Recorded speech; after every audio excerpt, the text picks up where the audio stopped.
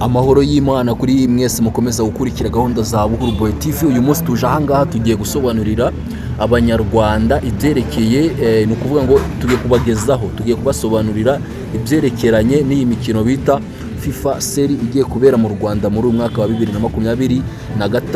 N'u Rwanda rugiye kwakira iyi mikino. Mbahaye ikaze, nge nitwa Olivier Harimana, kandi subscribe kuri Ubundi TV tujye tubana mu biganiro byacu bigiye bitandukanye.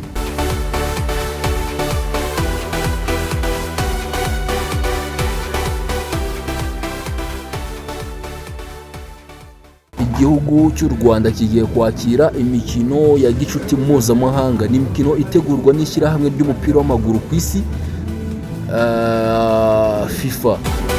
Iyi mikino bayita FIFA Series. Iyi mikino iteganyijwe kuba hagati ya tariki 26, ni ukuva tariki ya 26 kugeza tariki ya 30 Werurwe muri umwaka wa 2026, aho ibihugu 8 bigabanyije mu matsinda abiri.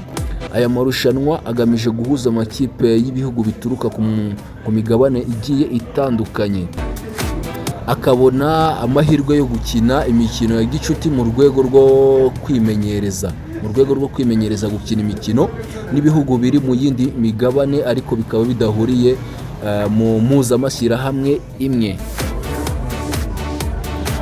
Uretse urw'imisozi igihumbi, ni ukuvuga ngo uretse u Rwanda hari n'ibindi bihugu bizaberamo iyi mikino ya FIFA Series 2026. Muri ibyo bihugu harimo Australia, Azerbaijan, Indonesia, Kazakhstan, Mauritius, Puerto Rico ndetse na Uzbekistan, aho buri gihugu kizakira itsinda rimwe rigizwe n'amakipe 4 bitandukanye. N'u Rwanda ruzakira amatsinda, uretse turebe,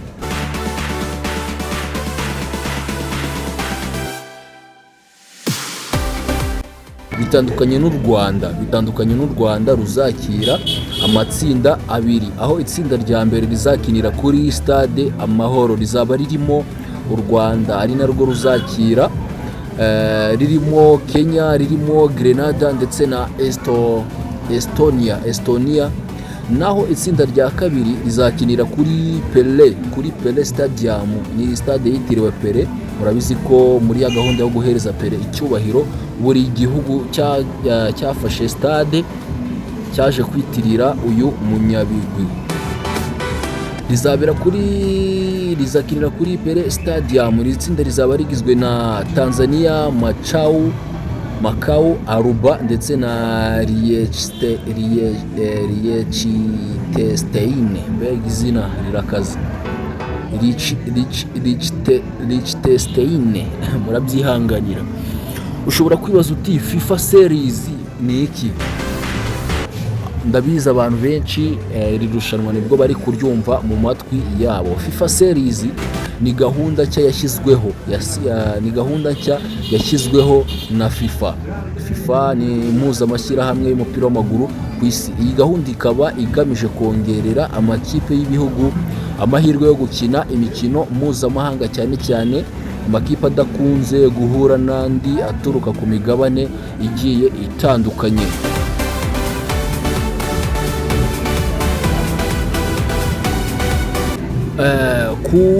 Ku itariki ya 16 Ukuboza 2022 nibwo FIFA yatangije igitekerezo cy'iyi mikino, maze ku itariki ya 16 Werurwe 2023, nyuma yo kongera gutorerwa kuyobora, nyuma y'uko yongeye gutorerwa kuyobora FIFA mu nama ya 73 ya FIFA Congress yabereye i Kigali mu Rwanda. Perezida wa FIFA bamwita Gianni Infantino. Ahangaha nibwo yemeje ko aya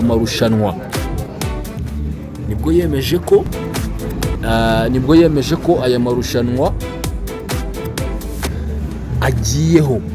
Yatangaje ko ku nshuro ya mbere azaba muri 2024, akajya aba buri nyuma y'imyaka 2. Imikino ya mbere yabaye Werurwe. Imikino ya mbere yabaye muri Werurwe 2024 ibera mu gihugu cya Misiri. ni ku mugabane wa Afurika, aho amakipe yashyizwe mu matsinda. Ahangaha amakipe yaje gushyirwa mu matsinda. Buri tsinda ryari rigizwe n'ibihugu 4 bigakina imikino ya gicuti ariko ifite isura y'irushanwa, aho amakipe yo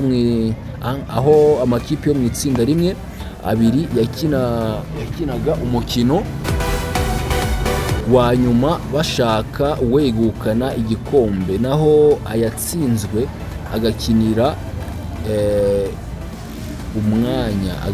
umwanya wa gatatu. Ni ukuvuga ngo amakipe yatsinze yakinaga umukino wa nyuma, naho yatsinzwe agahatanira umwanya wa gatatu. Muri aya marushanwa azabera i Kigali rero n'ahandi ku isi yagiye hatandukanye, buri kipe ikina imikino 2 gusa, aho bakina icyo twakwita nka 1/2 n'umukino wa nyuma, kandi bigakorwa muri buri tsinda, kuko nta makipe yo mu matsinda atandukanye yahura ngo bikunde. Mu irushanwa rya mbere ryabaye igihugu cya Croatia, murabizi nicyo kwa ba Modric. Croatia yaje kwegukana igikombe, ahangaha yari imaze gutsinda igihugu cya Misiri kwa ba Mosara ibitego, baje kunyagira Misiri ibitego 4-2. Aya marushanwa afite akamaro kanini mu iterambere ry'umupira w'amaguru, cyane cyane ku bihugu bitaragera ku rwego rwo hejuru. Byitezwe ko muri iyi mikino ya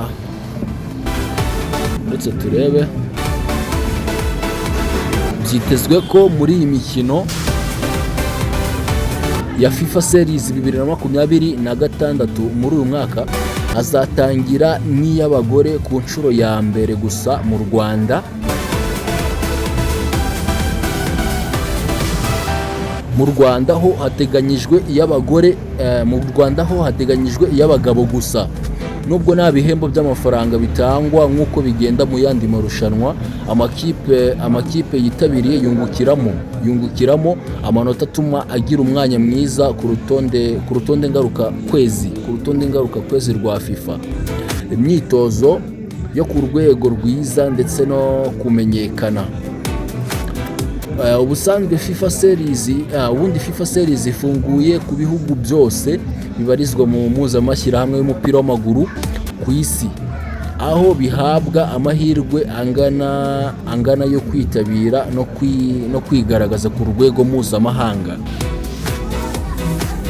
Nizere ko ibi bintu mubyumvise neza. Reka tube dusoreje ahangaha, gusa nyine ndabizi mwabyumvise. Njye wateguriye byose nitwa Olivier Harerimana, kanda subscribe aho ngaho kuri Buhuru TV kugira ngo buri munsi tujye tubana mu biganiro byacu by'ubwenge bigiye bitandukanye. Ndabakunda cyane, reka twongere duhure mu makuru yacu y'ubutaha. Gusa icyo wamenye ni uko ahangaha tuzajya tukugezaho amakuru y'ubwenge agiye atandukanye. Reka twibutse ko wifuza kudushyigikira cyangwa se gutanga inyunganizi, waduhamagara cyangwa se ukatwandikira kuri nimero ya WhatsApp 0789940705. Ndabashimiye cyane, reka twongere duhure mu kiganiro cyacu cy'ubutaha.